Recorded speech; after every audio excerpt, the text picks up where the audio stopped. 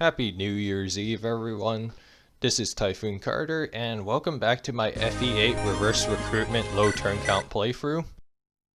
Today we have a double header for you guys, with Chapter 5 and Chapter 5X. Chapter 5 being the first kill boss map in the game. We get two new units in Garrick and Tethys, with Garrick being a level 1 mercenary, who can one-round some enemies at base. And getting him the promotion will be important for a later chapter. Tethys is, well, our dancer, so you already know what she will be doing as she dances for Cyrene. There's two things we need to take care of in this chapter besides killing the boss. One, it's getting all the villages.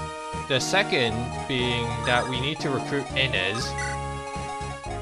Inez, being Joshua's replacement, has C rank in bows, and we have to do a rescue chain to get Garrick closer to Inez as we finish off the rescue chain with Cormag.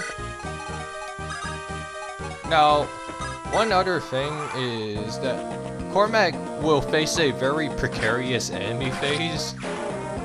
He has to either dodge the fighter or Inez, both who have about 70 hit on Cormag, but he only has to dodge one of them as he does that.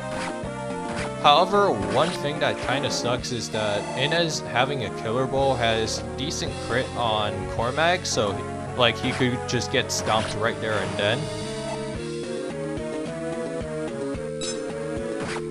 Now some of these villages contain items that might be of use, such as stat boosters and an armor slayer too, along the way. Inez here doesn't quite one-hit KO Cormag, so all we needed Cormag to do was just not get crit. These brigands show up with the intention of destroying the villages that we have to visit, so we have Sally get some experience out of it by killing these two as he reaches level 7. Duso finishes this fighter off and just to get himself some experience along the way. And then we have Garrick talk to Inez. One thing with Inez is that he comes at a decent base level, so his promotion window is somewhat tight, but it's doable if we need him to promote by chapter 12.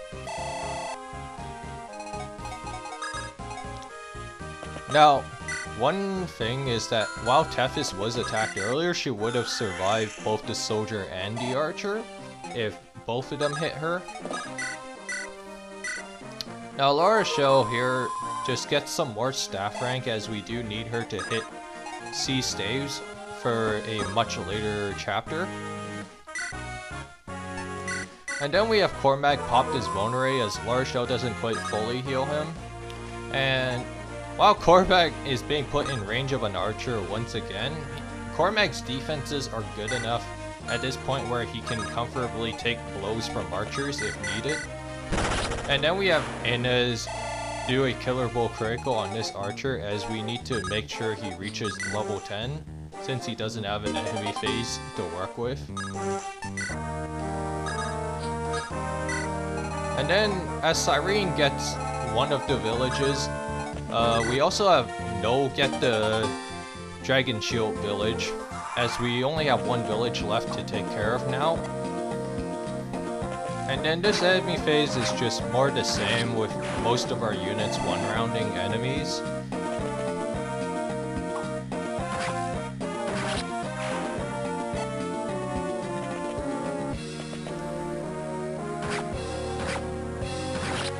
As Cormag takes 1 damage.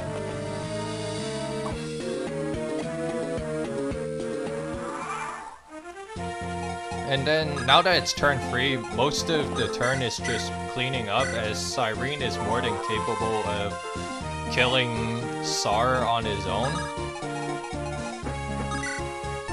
And then we have Cormag attack this archer with a javelin for later. First we have Duso kill this generic soldier with an Iron Lance.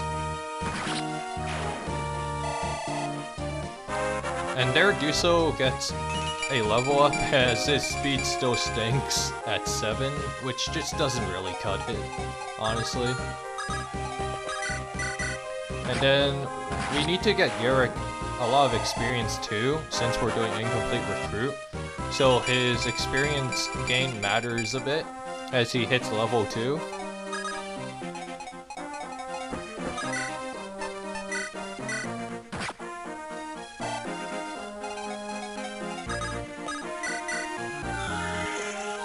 And then we dance for Lara Show just so that she can keep grinding that staff rank she has going.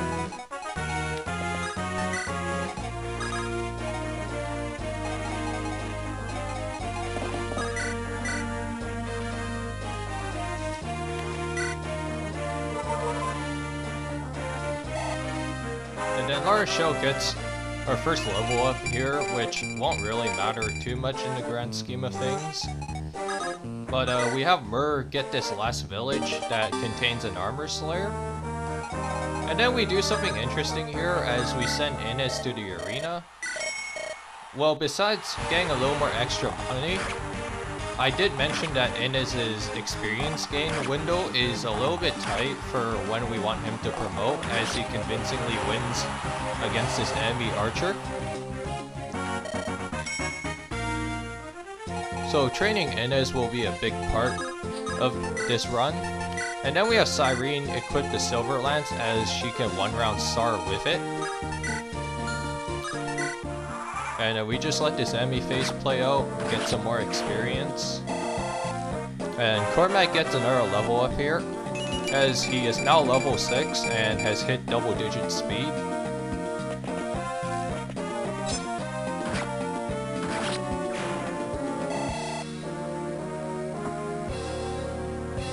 And now Cyrene just cleans up as she does just enough to one-round SAR, and she gets another level up. With that done, that is Chapter 5 in 3 turns. And there's our guiding ring.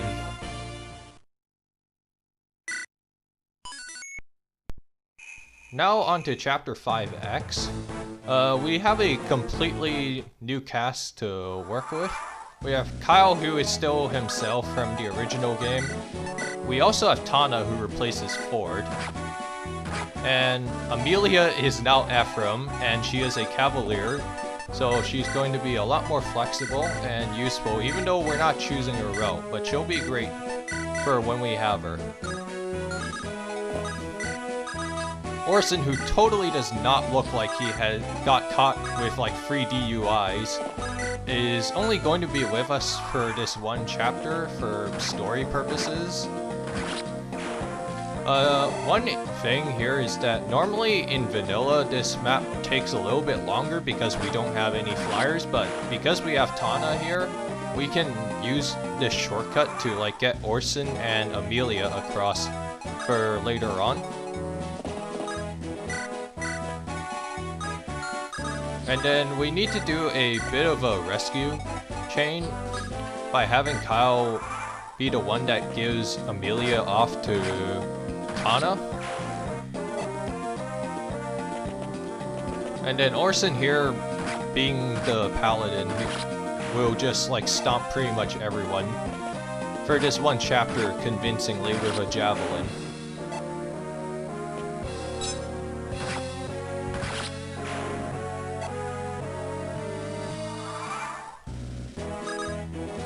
And then we just give Amelia off to Tana and have Kyle fight a bit, because he is going to be our primary paladin, as we've seen with Duso just not really being up to par.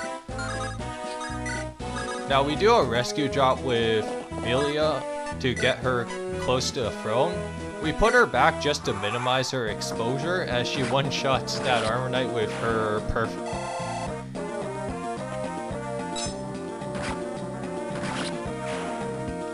Most of these enemies, for the most part, are a joke, and Amelia's bulk is good enough where she can take a lot of hits.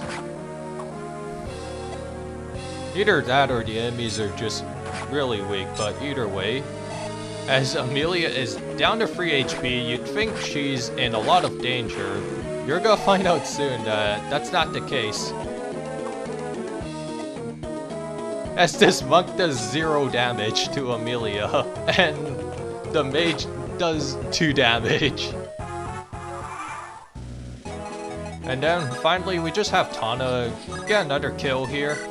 Although downside is that since one of the chapters that has an illusion whip we won't be able to get, Tana's promotion is going to be delayed for later on, as Cal gets his first level up.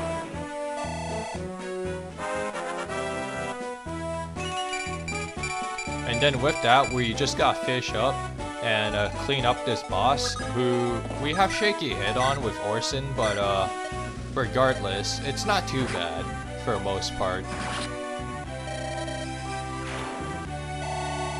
That is Chapter 5X in 4 turns. I'll see you guys next time.